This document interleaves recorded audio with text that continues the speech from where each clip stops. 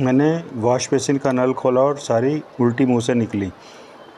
उल्टी दोनों हथेलियों की कौली में भरती पानी के सहारे नीचे बहने लगी धीरे धीरे।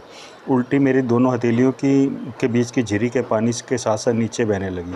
मेरे मुंह से अभी भी उल्टी निकलती हथेलियों में इकट्ठी होती जा रही थी और साथ ही साथ पानी के तेज बहाव के संग दोनों हथेलियों के बीच से बहती भी जा रही थी। धाएँ। इसी दौरान मुझे बाहर से फायर की आवाज़ सुनाई दी और फायर की प्रतिक्रिया में एक नई आवाज़ मेरे कानों में पड़ी।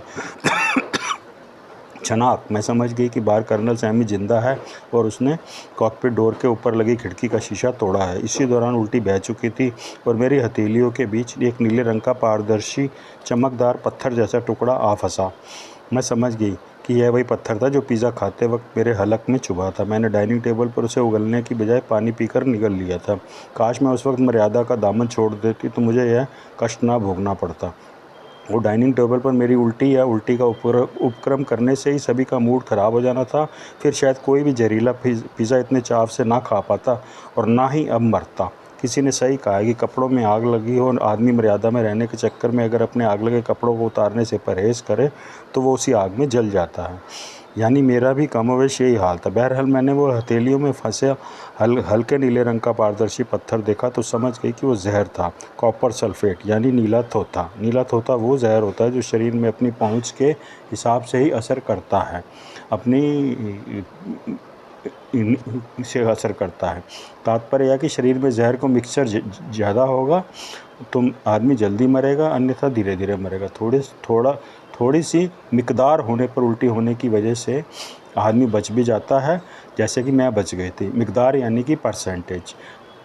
अब यह भी तय था कि उस जहर को मिलाने वाला कर्नल सैमी था जो शुरू से ही अभियान में मीठी छुरी बनकर हम सबको काटने में लगा हुआ था। वो सारा शक कर्नल स्टीफन पर डालता अपना काम चुपचाप करता जा रहा था। बहरहाल मैंने वो पारदर्शी टुकड़ा अपने रुमाल में सहेजा और उसे अपने पतलून की पॉकेट में डालती बाहर की तरफ भागी। बाहर बाएं मुड़ते ही मुझे सेंटर टेबल पर पड़ा नीला कोहिनूर गायब नज़र आया। मैं तेज़ी से कॉकपिट की तरफ भागी। पैसेज में पड़ी लाशें फांदती मैं कॉकपिट द्वार के बाहर पहुंची। द्वार में लगी छोटी खिड़की का कांच मुझे टूटा नज़र आया और भीतर कॉकपिट में राजीव शाह मुझे अपनी कुर्सी पर ढेर पड़ा नज़र आया।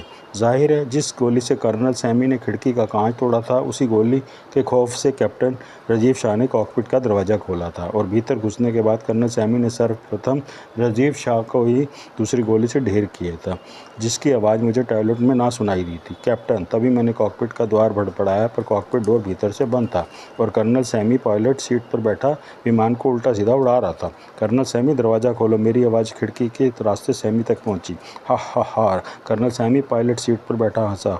बस नीला, तुम्हारा खेल ख़त्म। तुम कुछ ही देर में इस विमान के साथ ही आसमान में ही गायब हो जाओगी। किसी को कुछ पता ना चलेगा कि कहाँ तुम्हारा वो गिरा, कहाँ तुम्हारी वो गिरी। कहाँ गया विमान, कहाँ गई नीला और कहाँ गया कोहिनूर। नहीं, मैं चिल्लाई।